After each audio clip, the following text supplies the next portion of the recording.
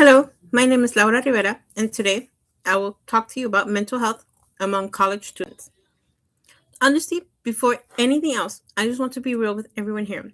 A lot of us are tired, and I don't mean the regular I stayed up late tired. No, I mean the kind of tired where you wake up already overwhelmed, s- already stressed, already feeling behind before your day even starts. And the craziest part is, we sit next to each other in class and smile and act normal, but so many of us have no idea what the person right next to us is actually going through on the inside. That's honestly the reason I chose to talk about mental health today. Not because it's trendy or because it sounds serious, but because it hits close to home for me. A lot closer than I ever wanted it to. And maybe some of you will relate to parts of this, even if you've never said it out loud. When people talk about college, they make it sound like this exciting new chapter, new goals, new future, new everything. And yeah, some of that is true. But what no one prepares you for is the pressure that comes with it. Suddenly, you're supposed to balance school, work, family, your own emotions, and your future all at the same time. The American College Health Association reports that a larger portion of college students recently experienced overwhelming anxiety and depression. Honestly, that didn't surprise me at all. I didn't need research to tell me that. I see it in people's faces every day, and I feel it myself sometimes. There was also a study by Nawas and colleagues which found that first year university students experienced some of the highest levels of stress, depression, and anxiety. When I read that, it didn't feel like some academic statistic. It felt like someone was describing my life, and probably the lives of people in this room too. But ignoring stress doesn't make it go away. Sometimes it makes everything worse, and I learned that the hardest way possible. There was a time in my life when everything fell apart all at once. I had just had a baby, and I was dealing with postpartum depression, but I kept pretending I was fine. I kept telling myself, just be strong, keep going. And on top of that, I had midterms, and closely following those were the finals. I didn't want to fall behind again. I didn't want to look weak. So I pushed my mental health to the bottom of the list. I ignored every warning sign, every moment when my body and my mind were begging me to slow down. And then one day, I broke. I had a mental breakdown, so bad that I ended up on a freeway with no gas in my car, no memory of how I even got there.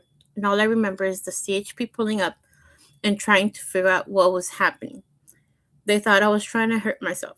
I wasn't, but I was lost, exhausted, and completely overwhelmed by everything I was dealing with. Because of that one moment, my children were taken away from me for a while. It was the darkest, most terrifying experience of my entire life. And looking back, the scariest part is that it happened because I kept pretending. Excuse me. I kept pretending I was okay. I'm sharing this not for pity, but because I never want anyone else to get anywhere close to that point. Mental health is real, and ignoring it can cost you everything. I learned that firsthand. A lot of students don't speak up because they're scared. Scared of being judged, scared their family won't understand, or scared that teachers will think they're being dramatic or making excuses. And then there's social media, where everyone else looks like they're doing fine, like they have perfect lives, good grades, and everything under control. But the truth is, nobody posts the nights they cry or the days they can't get out of bed.